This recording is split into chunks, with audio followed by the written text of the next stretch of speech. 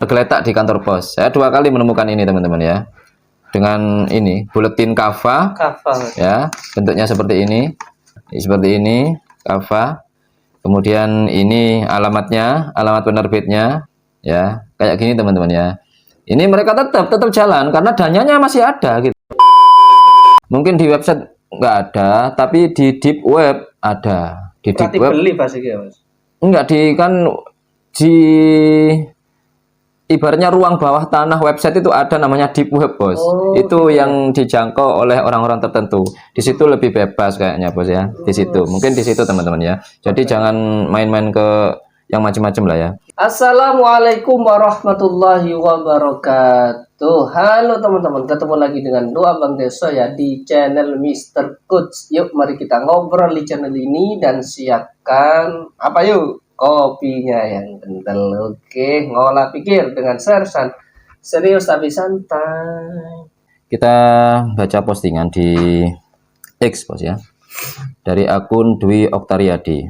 Meskipun tren aksi terorisme di Indonesia cenderung menurun dari tahun ke tahun, tapi proses radikalisme melalui konten radikalisme cenderung menguat di internet dan media sosial.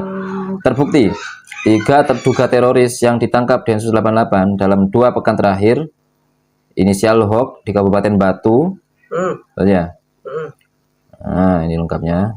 Batu, RJ, dan AM di Jakarta Barat terpapar radikalisme, belajar membuat bom dan menyebarkan konten-konten radikalisme melalui internet dan medsos. Ketiganya berafiliasi dengan Daulah Islamiyah atau ISIS. Terbukti media sosial dan internet menjadi media yang efektif untuk menyebarkan paham radikalisme dan rekrutmen anggota baru khususnya anak muda. Kenapa anak muda? Karena mereka yang dekat dan intens dengan dunia internet dan media sosial. Betul, iya, betul.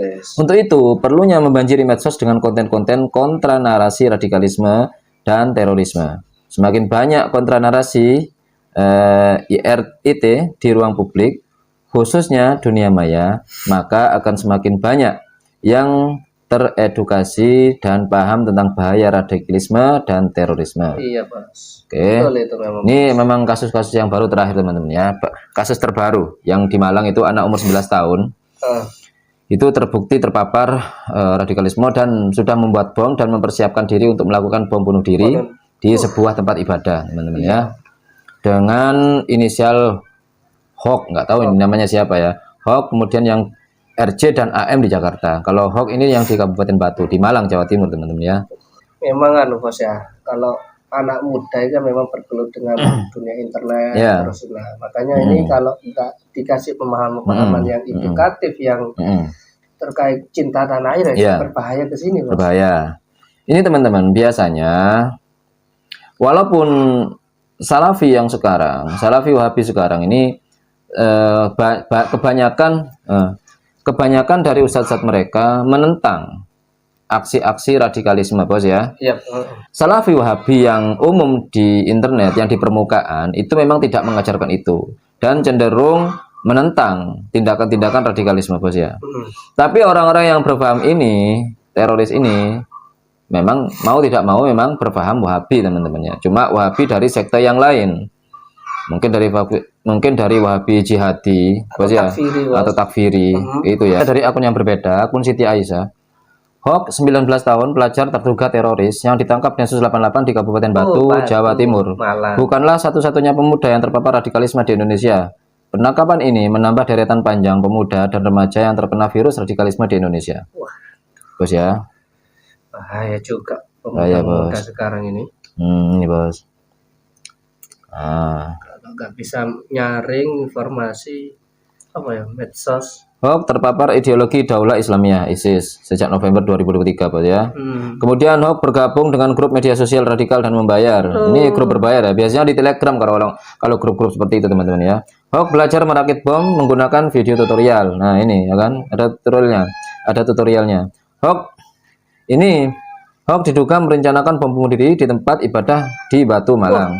HOK ditangkap saat hendak membuang bahan kimia yang digunakan untuk merakit bom dan kini sedang diperiksa insentif oleh Densus 88. Ini biasanya mungkin di website nggak ada, tapi di deep web ada. Di deep web beli pasti ya, Mas. Enggak, di ibaratnya ruang bawah tanah website itu ada namanya deep web, Bos. Itu yang dijangkau oleh orang-orang tertentu. Di situ lebih bebas kayaknya, Bos ya. Di situ. Mungkin di situ teman-teman ya. Jadi jangan main-main ke yang macam-macam lah ya. Iya. Ini kenapa seperti ini? Ini rata-rata memang berpaham Wahabi walaupun bukan Salafi Wahabi ya, tapi mereka Wahabi gitu loh. Dan ISIS itu Wahabi kan begitu, Bos ya. Iya, ISIS. Ini aksi terorisme, paham radikalisme ini tetap masih ada sampai sekarang walaupun angkanya menurun, Bos ya. Sebagaimana faham yang enggak lebih berbahaya dari faham teroris ini adalah faham khilafah.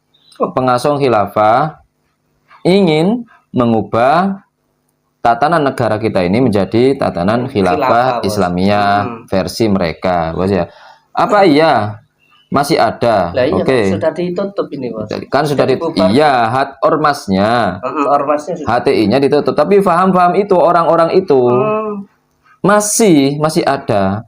Ini tidak bisa berhenti selama sumber dana mereka itu sumbernya dari mana nggak dihentikan, nggak bisa. Gitu. Karena mereka tuh ada dananya. Harusnya pemerintah mengusut sumber dananya dan menutup sumber dananya itu dari mana gitu loh. Ya kan? Kalau Salafi Wahabi kan sudah clear dari Ihya Uturos kan, Bos ya.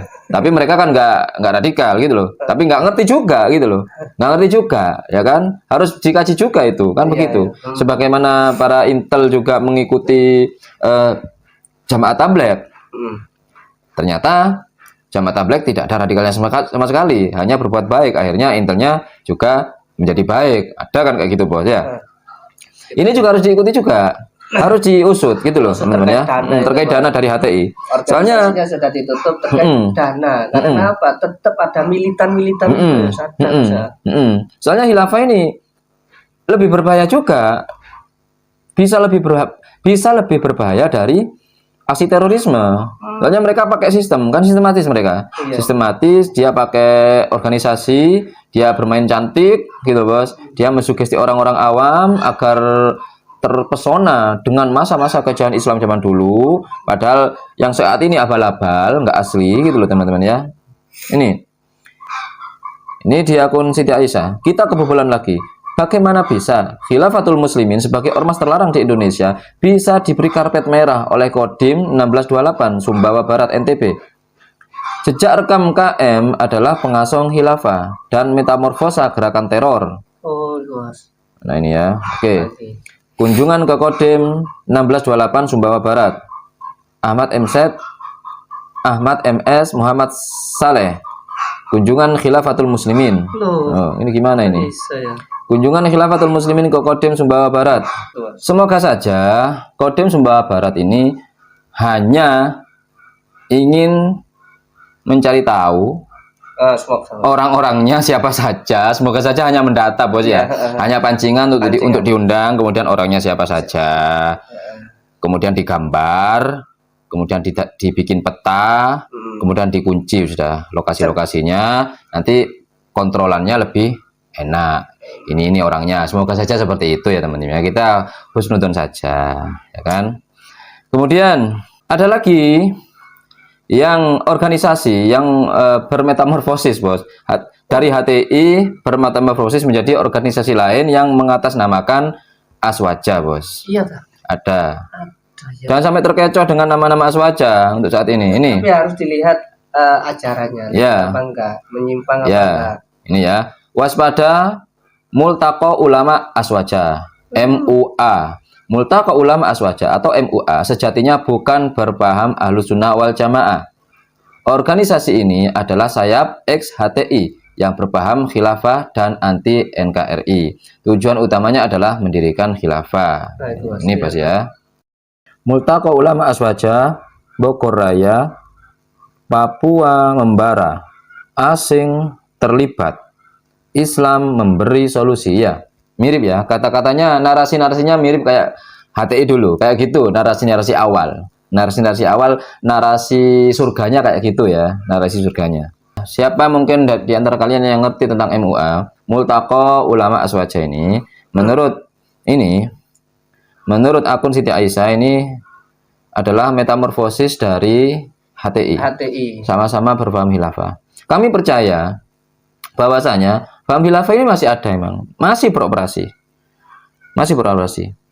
Saya punya bukti soalnya. Kemarin waktu saya penasaran dengan Persis yang disinggung oleh Harry Plas dan siapa itu, dan penulis siapa itu bos ya, menyinggung Persis. Nah, makanya saya ingin tahu lokasi Persis di Bangil. Saya main-main ke Bangil teman-teman ya, dan tidak sengaja, tapi saya mendapatkan bukti ini bukan di Persis. Saya mendapatkan selebaran ini. Nah, ini selebarannya. Selebarannya bernama Kafah. Ini Buletin Dakwah Kafah, terbit setiap Jumat. Penerbit Lembaga Kajian Islam Kafah, alamat Wisma NH, lantai 1, Jalan Raya Pasar Minggu, Kaf 2 BC Pancoran, Jakarta Selatan. Marketing Mursyid Aziz. Ada juga ini. Ada nomor WA-nya, SMS only. Ini sama, isinya berbau khilafah. Kemudian solusi kedua adalah solusi sistemik. Nah, solusi sistemik bagaimana? Ini Daulah Islamiyah, ya kan? Dan khilafah dan para khalifah setelahnya, yang kemudian disebutkan sebagai khilafah Islamiyah. Nah, ini khilafah teman-teman ya. Ini khilafah. Ini dulu masa awal HTI juga sama, menyebarkan selebaran kayak gini setiap Jumat ke masjid-masjid. Kebetulan saya emang waktu itu hari Jumat ini. Jadi dapatnya ini pas hari Jumat, saya baca, wah ini bahaya ini, ya kan? Sebelum bola salju itu semakin besar, ya sebaiknya di stop aja gitu loh. Mungkin dari pihak-pihak yang terkait ya, ini harus di stop. Ya. Kalau saya mendapatkan di Surabaya masih belum saya temukan ini teman-teman ya. Apa saya masih yang mungkin saya belum ke masjid-masjid yang itu di Surabaya teman-teman ya, hanya di masjid-masjid yang umum di ke-NU-an saja. Mungkin kalau di masjid-masjid lain yang umum mungkin ini banyak ini panjang, di Surabaya teman-teman ya. Biasanya sebelum Jumatan ya bos. Iya, sebelum Jumat itu sudah dikasih mau masuk itu, ya kan? Ini kebetulan saya dapatkan bukan di Masjid Bangil ya, tapi di warung ini. Ini di warung ini, diletakkan di warung. Ya kan? Pernah juga saya mendapatkan di daerah Bangil terus ke barat. Ini saya dapatkan di kantor pos. Tergeletak di kantor pos. Saya 2 kali menemukan ini teman-teman ya. Dengan ini buletin Kafah. Ya, bentuknya seperti ini. Seperti ini, Kafah. Kemudian ini alamatnya, alamat penerbitnya ya. Kayak gini teman-teman ya. Ini mereka tetap jalan karena dananya masih ada gitu loh. Walaupun ormasnya sudah bubar, tapi dananya masih ada, tetap jalan gitu loh. Jadi kita sebagai warga Indonesia, terutama dari ormas yang tertua di Indonesia, yaitu NU dan Muhammadiyah, harus bersinergi teman-teman ya, harus sinergi dengan aparat ya. Bersinergi dengan aparat. Ya, kedua ormas ini bersinergi karena sudah paham nasionalisme kan sudah ada bos ya kan bos ya. Muhammadiyah harus bersatu, kemudian membendung paham-paham seperti ini gitu loh, baik dari kalangan manapun gitu loh. Ya kan? Dari kalangan manapun. Kita dari segi narasi pembid'ahan dan penyesatan yang bikin gaduh dari Salafi Wahabi kita bendung. Kemudian dari sistem-sistem seperti ini juga kita harus edukasi terus teman-teman ya. Ini kan bukan dari Salafi Wahabi kalau gini bos, ini dari Ikhwanul Muslimin kan ini kan ya, Ikhwanul Muslimin. Ini beda lagi. Intinya yang merugikan negara kita, yang ingin menghilangkan kenyamanan dan kedamaian negara kita harus bersama-sama gitu loh. Betul, baik dari ormas manapun gitu loh. Masalah khilafah ini sudah nasnya nanti Imam Mahdi, akan dipegang Imam Mahdi. Terus. Jadi kalian yang bukan Imam Mahdi atau kalian yang mendukung Imam Mahdi, jangan mendahului dan jangan merebut haknya Imam Mahdi dengan mendirikan khilafah lebih dulu. Oh gitu ya. Ya kan? Ya berarti kan secara nggak langsung mereka ingin merebut haknya Imam Mahdi bos. Ini sudah gak ada masanya khilafah. Khilafah akan terwujud. Mau nggak mau, kalian mau seperti apapun, khilafah yang akan terwujud adalah Imam Mahdi kelak gitu loh. Jadi tinggal duduk santai saja, melakukan aktivitas sehari-hari, jalankan syariat seperti apa adanya, gitu loh bos. Banyak hal-hal penting yang perlu kita tangani, kayak kayak kaum satanik atau ateis kan gitu bos, agnostis dari mereka-mereka yang selalu nyerang-nyerang kita, gitu loh bos. Itu saja ditangani, nggak usah mengubah-ubah sistem gitu loh, nggak usah. Ya itu saja obrolan kali ini, mudah-mudahan bermanfaat, mudah-mudahan kita mencerahkan, mudah-mudahan kita tambah berpikir secara jernih dan bijak dalam menyikapi sesuatu. Yang baik-baik semuanya datang dari Allah, yang jelek-jelek datang dari kami. Mohon maaf. Assalamualaikum warahmatullahi wabarakatuh. Waalaikumsalam warahmatullahi wabarakatuh.